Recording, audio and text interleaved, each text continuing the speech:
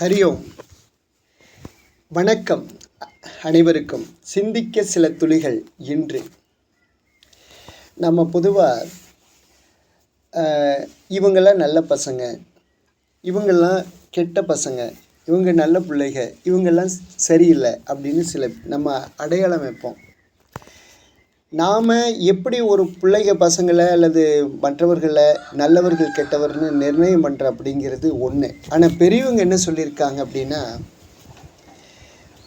ஒரு ஒத்தையடி பாதையில் 2 நல்லவர்கள் நடந்து எதிரெதிரே வந்தால் அது 3 பாதையாக மாறும்.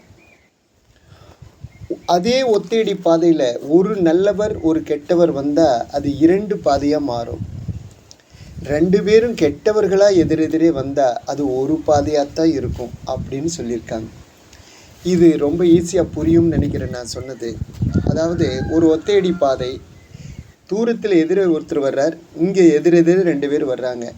அப்போ அவர் போகட்டும் நாம் விலகிக்குவோன்னு இவர் விலகி வழிவிடுவார்.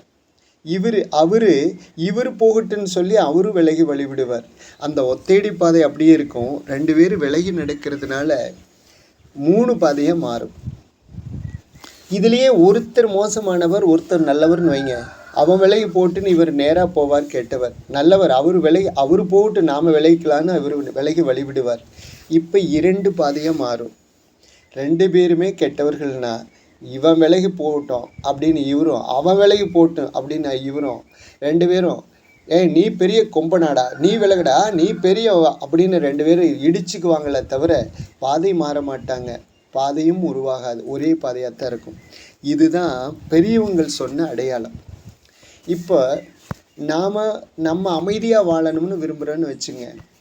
நாம் அமைதியாக வாழணும் அப்படின்னா நம்ம பக்கத்தில் இருக்கிறவங்க அமைதியாக வாழலைன்னா கூட பரவாயில்ல, நமக்கு தொந்தரவு கொடுக்காமல் இருக்கணும் இல்லையா? அதனால் குறைஞ்சபட்சம் அடுத்தவங்களுக்கு நாம் தொந்தரவு கொடுக்காமல் இருக்கணும். 1.